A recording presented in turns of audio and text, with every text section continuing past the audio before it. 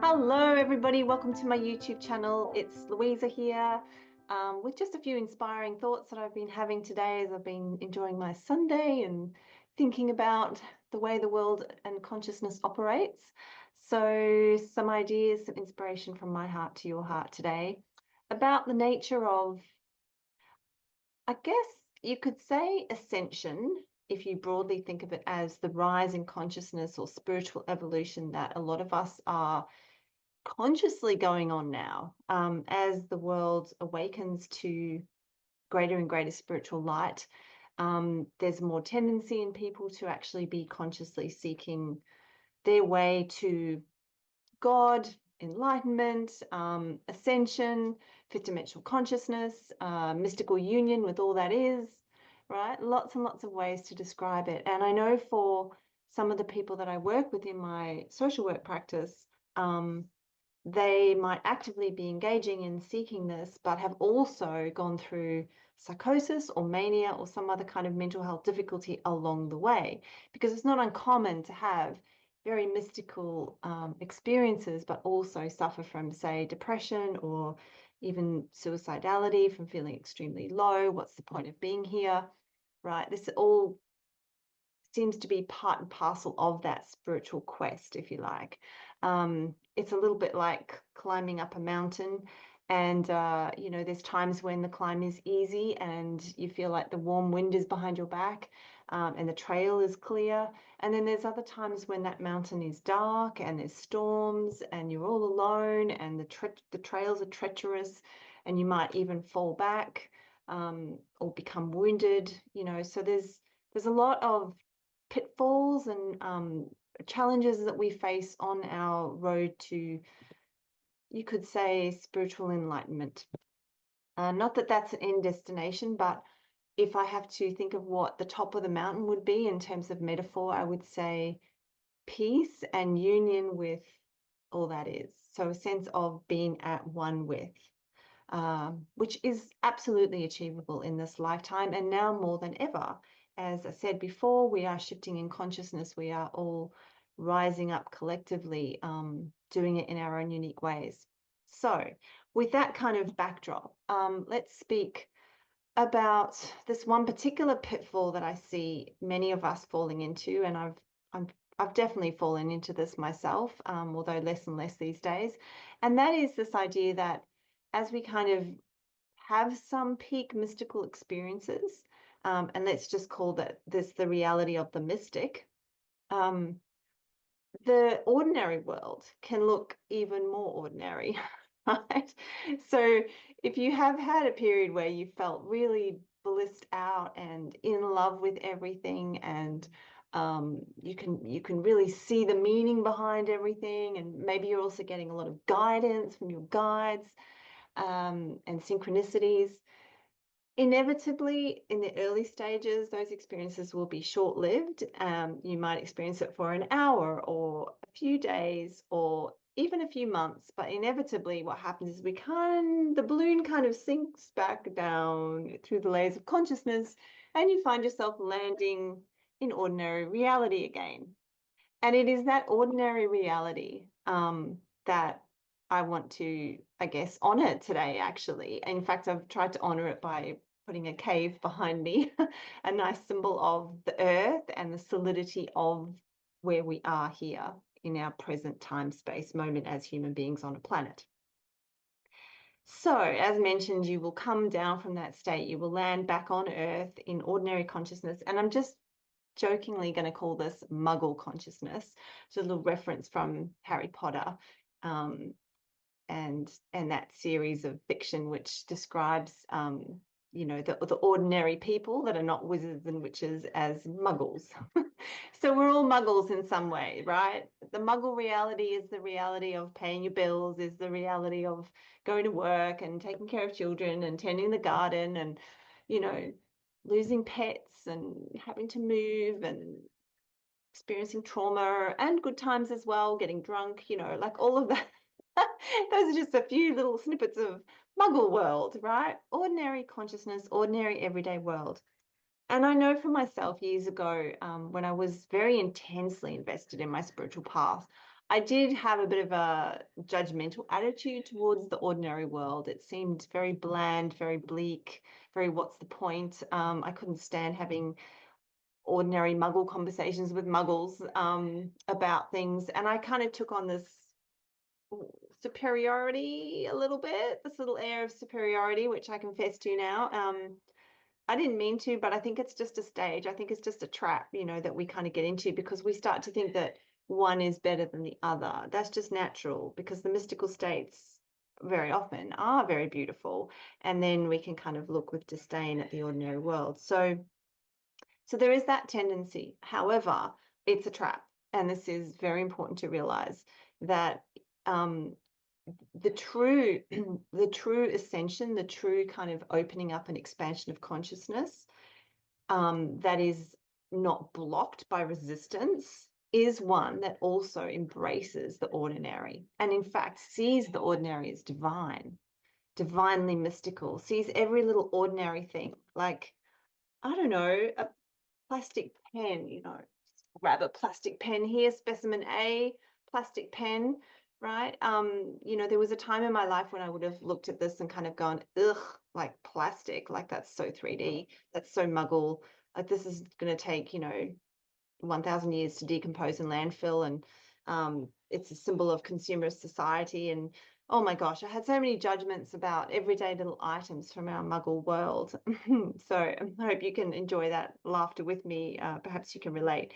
But really, truly, if as you dive deeper and deeper into your mystical consciousness, you will realize that everything is a divine expression, including this sad little plastic pen, or you could say beautiful miracle of a plastic pen, right?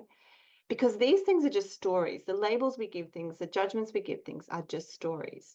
And zooming out far enough, or conversely going deep within deep enough, you will find that all is God, all is an expression of divinity, all is an expression of creator, intelligent quantum field, cosmos, universe. So the pen is no less worthy of being in this reality than a star or a tree or something that you would consider to be natural and beautiful. So unraveling judgment is a really big part of the spiritual journey. And as I say, it's a bit of a trap when you find yourself kind of along the path somewhat and then kind of looking backwards or down at the old ordinary reality and perhaps judging it. So it's probably time to share a picture here because I have tried to explain this. Oops, no, that's not it. Cool. So you'll see that there are like 3 layers to this, and we have the mystic's reality. And I just put that at the top to kind of depict it in a linear way, but of course it's not higher than or better than. It's just, you could say, a more expanded state of consciousness, or a different realm.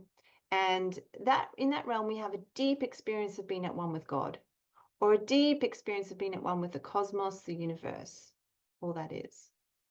The Muggles reality, we have an experience of being separate from God and the earth, right? There's a sense of, I am this and I'm limited to this, and I am different to that. I'm not that. I'm not that person. I'm not that chair. I'm not that tree. I am me, right? So the Muggle reality is one of separation.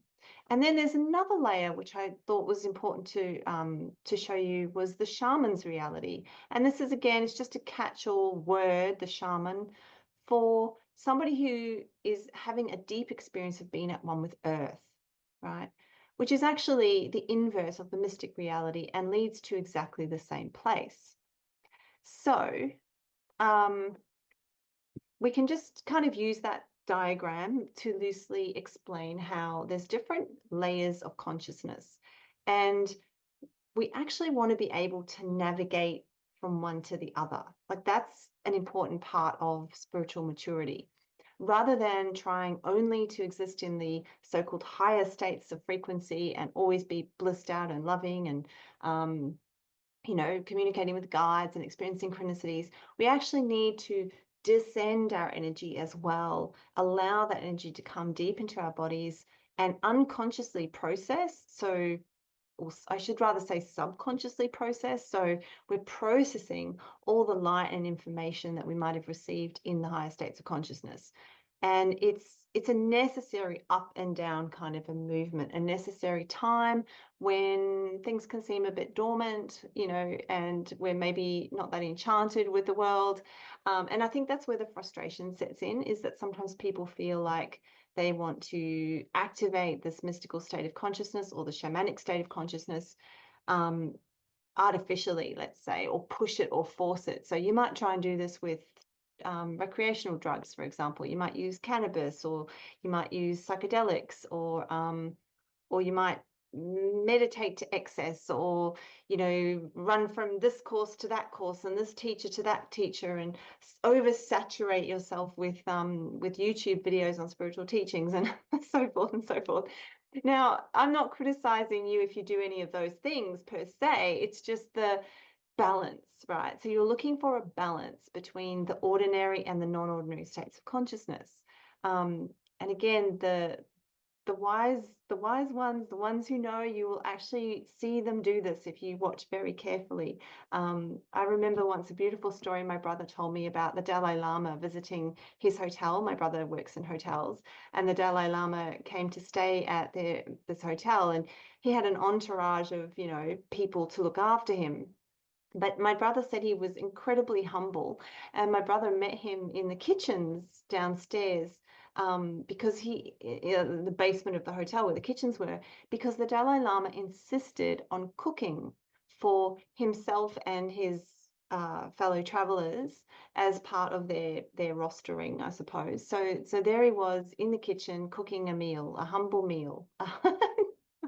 And I just found that to be an astounding story and a beautiful illustration of, the lack of ego, the humility that comes with people that are very wise when you really kind of pull back the veil. And I'm sure the Dalai Lama doesn't like broadcast that as something he normally does, but if you watch these people, you will actually see the humility, and you will see the deep love of ordinary consciousness. This is the other thing, right? So something as simple as food, right? Enjoying a bowl of, I don't know, pumpkin soup can be an orgasmic, ecstatic experience if you are um, in harmony with all, if you are okay with the ordinariness of it all. Another aspect of the higher states of consciousness, or people that have embodied them, is humor, is laughter, is not worrying so much about what's right and wrong, but just kind of enjoying this Maya, this play that's going on around us for what it is, much like a dream. We're just in a dream, and the dream is full of plastic pens, and it's also full of starlight and mushrooms that glow in the dark.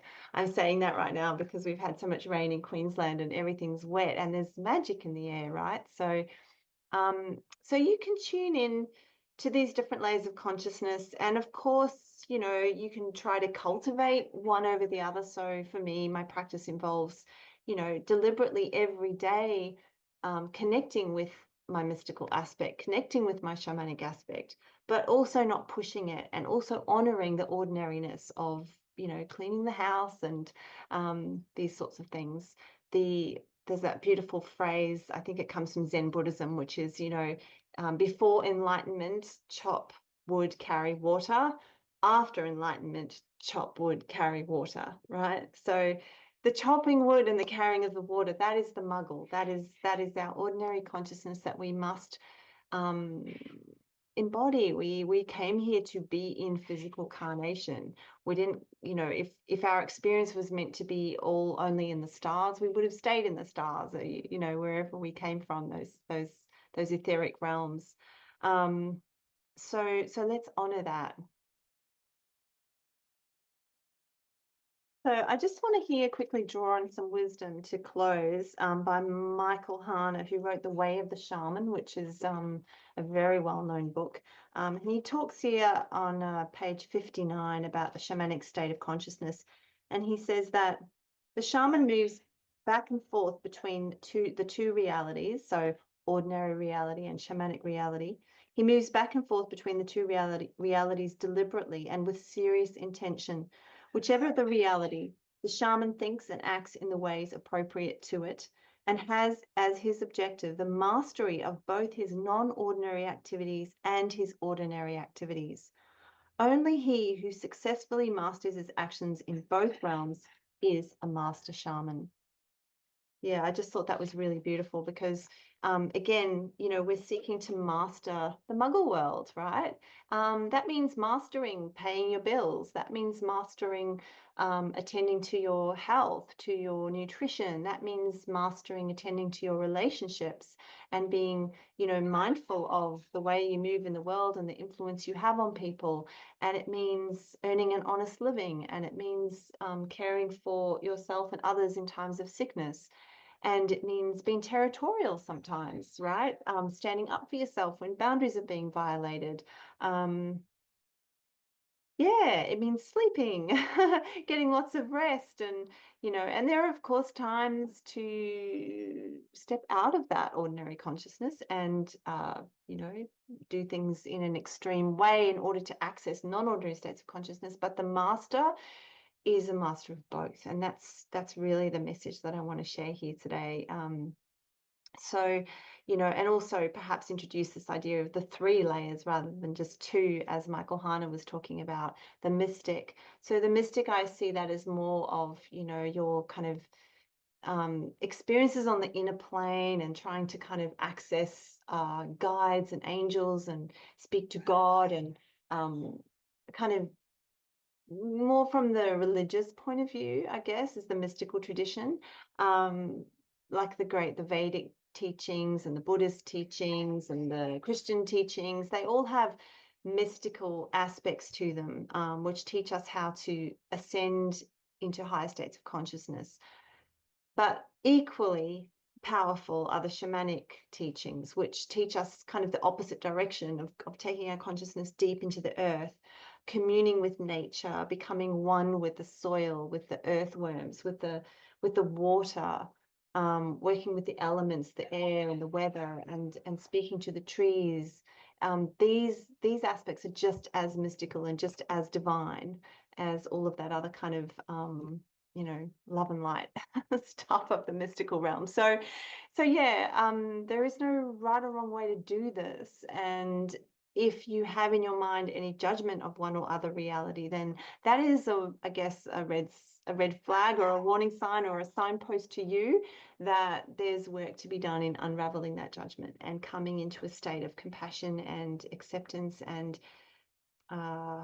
heartfelt love, really, because this pathway takes you into absolute love for all that you see, for all that is manifesting, for all states of pain and pleasure, of darkness and light, of good and evil, right? In that state of love, duality collapses, the opposites collapse, and they come into a state of total integration within your heart, which we call love. So yeah, I'll leave it there today, nice and short for you, and I hope that was helpful, and I get to meet you in my next video. Take care. Namaste.